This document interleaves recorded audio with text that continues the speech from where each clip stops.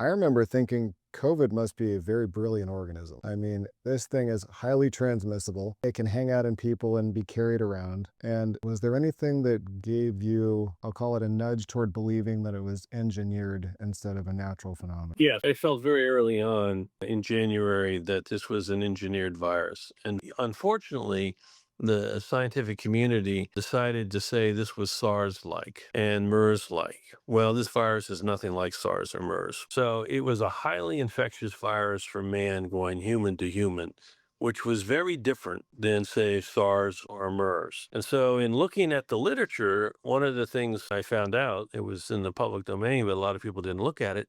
In 2014, the laboratory in Wuhan, which was implicated as potentially being an alternative source of the virus besides the wet market, that laboratory published a paper that they had succeeded in teaching the coronavirus how to infect human tissue. And so I was of the point of view that since this laboratory was working on gain of function research and trying intentionally to teach coronaviruses how to infect humans, when I talked to George Gao about the wet market, George told me they had 27 cases and they all came from the wet market. So I asked George what his case definition was, and he said it's the people that have a respiratory illness, it's not flu and it's not SARS, that came from the wet market. I said, well, George, then by definition, everybody came from the wet market. Why are you trying to put the attention on the wet market? And I said, you need to go outside the wet market and look. And so he did. And a couple of days later, he called me back and he said, Bob, we have hundreds and hundreds of cases in Wuhan. It has nothing to do with the wet market.